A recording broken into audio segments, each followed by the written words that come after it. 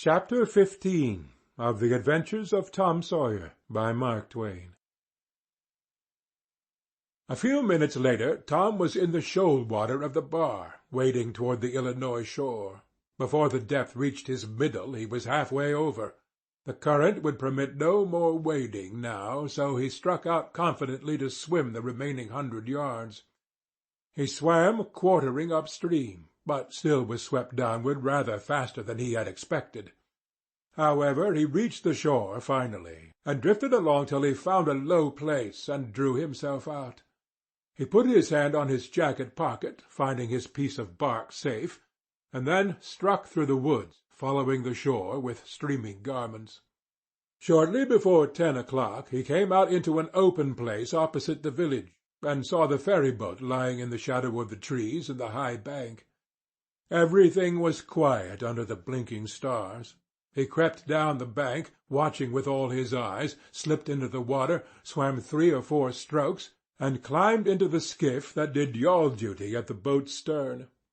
He laid himself down under the thwarts and waited, panting.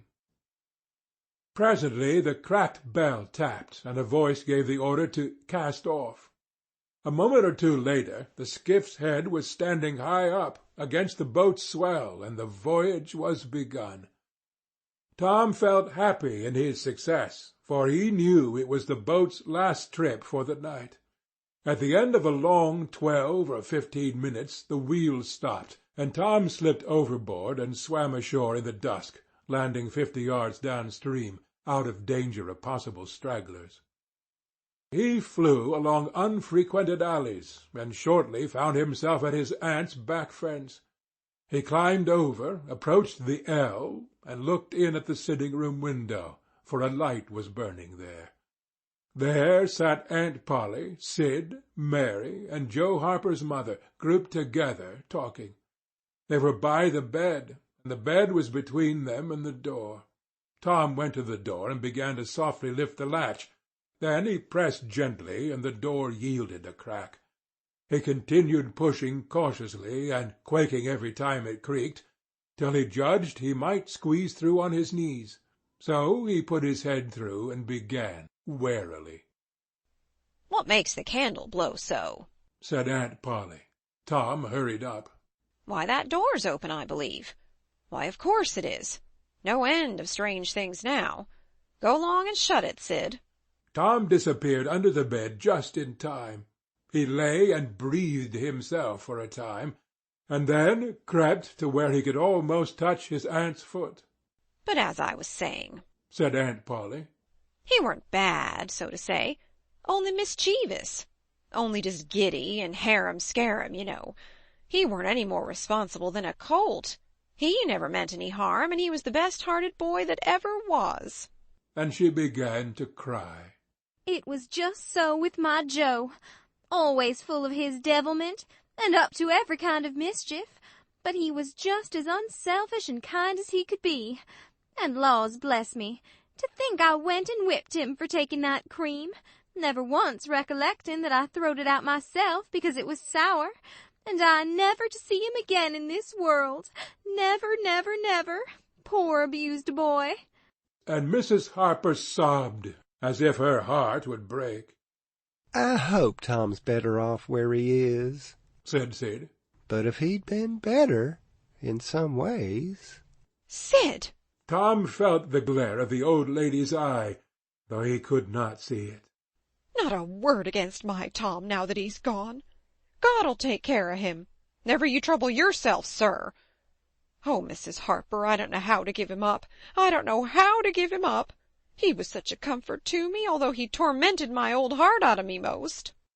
"The Lord giveth, and the Lord hath taken away. Blessed be the name of the Lord. But it's so hard. Oh, it's so hard. Only last Saturday my Joe busted a firecracker right under my nose, and I knocked him sprawling. Little did I know then how soon. Oh, if it was to do over again, I'd hug him and bless him for it." Yes, yes, yes, I know just how you feel, Mrs. Harper. I know just exactly how you feel. No longer ago than yesterday noon my Tom took and filled the cat full of painkiller, and I did think the creetur would tear the house down. And God forgive me, I cracked Tom's head with my thimble, poor boy. Poor dead boy. But he's out of all his troubles now. And the last words I ever heard him say was to reproach—" But this memory was too much for the old lady, and she broke entirely down. Tom was snuffling now himself, and more in pity of himself than anybody else. He could hear Mary crying and putting in a kindly word for him from time to time. He began to have a nobler opinion of himself than ever before. Still, he was sufficiently touched by his aunt's grief to long to rush out from under the bed and overwhelm her with joy, and the theatrical gorgeousness of the thing appealed strongly to his nature too, but he resisted and lay still. He went on listening, and gathering, by odds and ends, that it was conjectured at first that the boys had got drowned while taking a swim. Then the small raft had been missed. Next, certain boys said the missing lads had promised that the village should hear something soon. The wise heads had put this and that together, and decided that the boys had gone off on that raft and would turn up at the next town below presently. But toward noon the raft had been found, lodged against the Missouri shore some 5 or 6 miles below the village, and then hope perished. They must be drowned, else hunger would have driven them home by nightfall, if not sooner. It was believed that the search for the bodies had been a fruitless effort merely because the drowning must have occurred in mid-channel, since the boys, being good swimmers, would otherwise have escaped to shore. This was Wednesday night. If the bodies continued missing until Sunday, all hope would be given over, and the funerals would be preached on that morning. Tom shuddered. Mrs. Harper gave a sobbing good night and turned to go. Then, with a mutual impulse, the two bereaved women flung themselves into each other's arms and had a good consoling cry, and then parted. Aunt Polly was tender far beyond her wont in her good night to Sid and Mary. Sid snuffled a bit, and Mary went off crying with all her heart.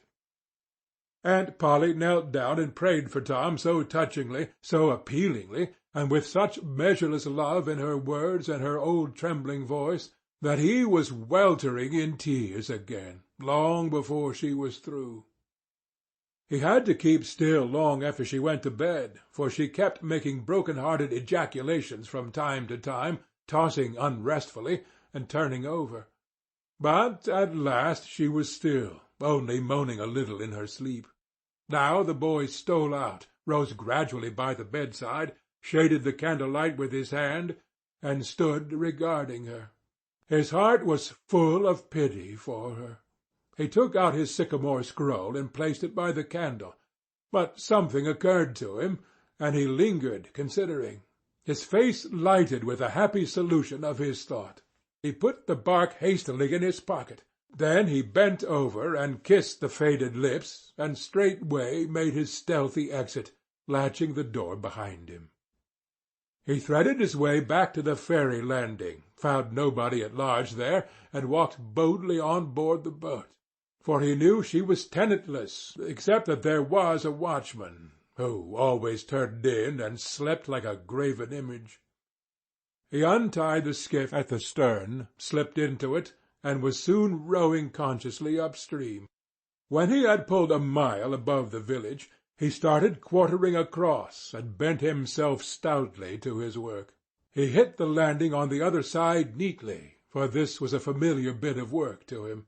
He was moved to capture the skiff, arguing that it might be considered a ship, and therefore legitimate prey for a pirate. But he knew a thorough search would be made for it, and that might end in revelations. So he stepped ashore and entered the woods. He sat down and took a long rest, torturing himself meanwhile to keep awake, and then started wearily down the home stretch. The night was far spent. It was broad daylight before he found himself fairly abreast the island bar. He rested again until the sun was well up and gilding the great river with its splendor, and then he plunged into the stream. A little later he paused, dripping, upon the threshold of the camp, and heard Joe say, "No, Tom's true blue, Huck, and he'll come back. He won't desert. He knows that would be a disgrace to a pirate, and Tom's too proud for that sort of thing. He's up to something or other. Now I wonder what." "Well, the things is ours anyway, ain't they?" "Pretty near, but not yet, Huck. The writing says they are if he ain't back here to breakfast." "Which he is?" exclaimed Tom, with a fine dramatic effect, stepping grandly into camp. A sumptuous breakfast of bacon and fish was shortly provided, and as the boys set to work upon it, Tom recounted and adorned his adventures. They were a vain and boastful company of heroes when the tale was done. Then Tom hid himself away in a shady nook to sleep till noon, and the other pirates got ready to fish and explore. Chapter 15